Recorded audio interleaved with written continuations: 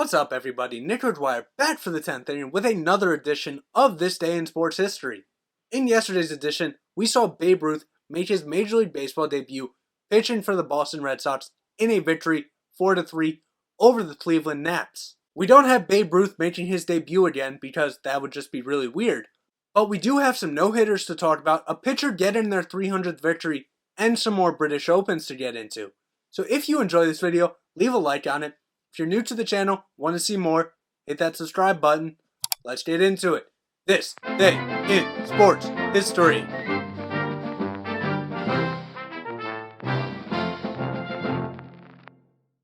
We start out today in 1901, and Cy Young, pitching for the Boston Americans at that time, would become the 7th member of the 300-win club. And as we know, Cy Young wouldn't stop there. He would go on to win 211 more games over the course of his career.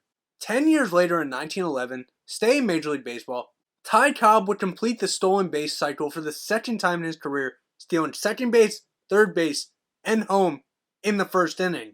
Cobb would go on to do this 2 more times in his career, making it 4 times overall, tied for the most of all time with Honus Wagner. Don Bradman makes an appearance on here once again in 1930. Bradman would score 334 runs for Australia.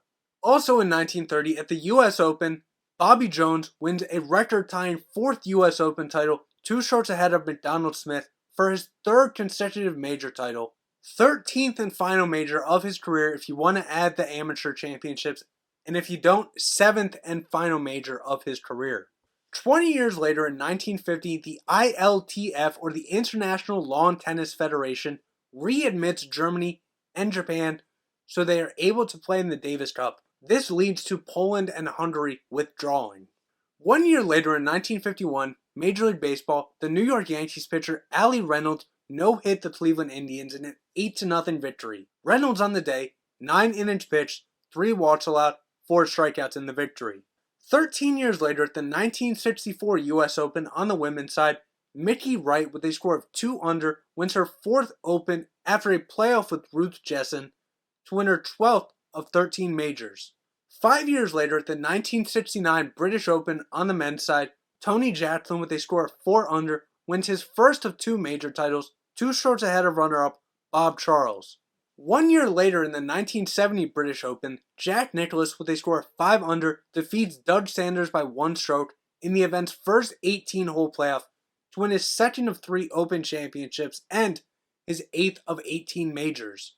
Stay at the British Open in 1975, Tom Watson wins after an 18-hole playoff, 1 stroke ahead of runner-up Jack Newton to win his first of 8 major titles and his first of 5 Open championships. 11 years later at the 1981 U.S. Senior Open, Arnold Palmer, with a score of 9 over, wins an 18-hole playoff against Billy Casper and Bob Stone. 6 years later at the 1987 Canadian Open on the women's side, Jody Rosenthal, with a score of 16 under, wins 2 strokes ahead of runner-up Ayako Okamoto. Also in 1987 at the U.S. Senior Open, Gary Player, with a score of 14 under, wins 6 strokes ahead of runner-up Doug Sanders. We move to Major League Baseball now. In 1990, Chicago White Sox pitcher Melito Perez no-hit the Yankees in an 8-0 victory in a rain-shortened 6-inning game. This would also be the 7th no-hitter of 1990, but on the day, Perez, 6 innings pitched, 4 walks allowed, 9 strikeouts. 2 years later in 1992, in golf at the U.S. Senior Open, Larry Loretti, with a score of 9 under, went 4 strokes ahead of Jim Colbert for his only professional victory.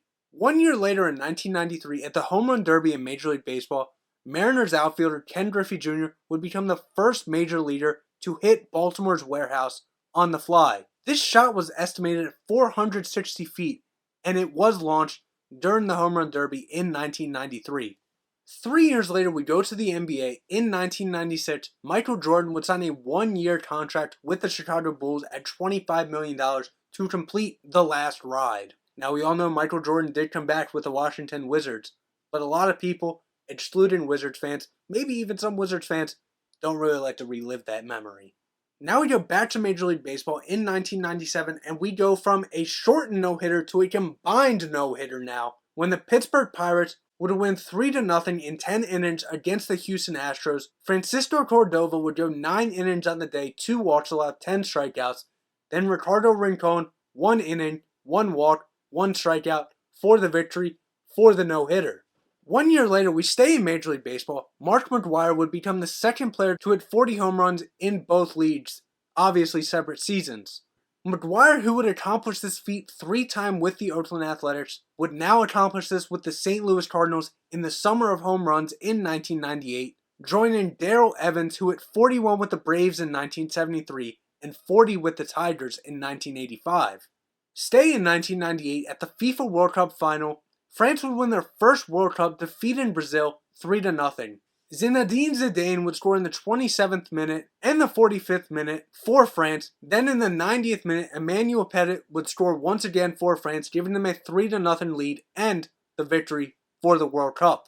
Finally in 1998, at the Senior Players Championship, Gil Morgan, with a score of 21 under, would win his 3rd Champions Tour major title, 3 strokes ahead of runner-up Hale Irwin.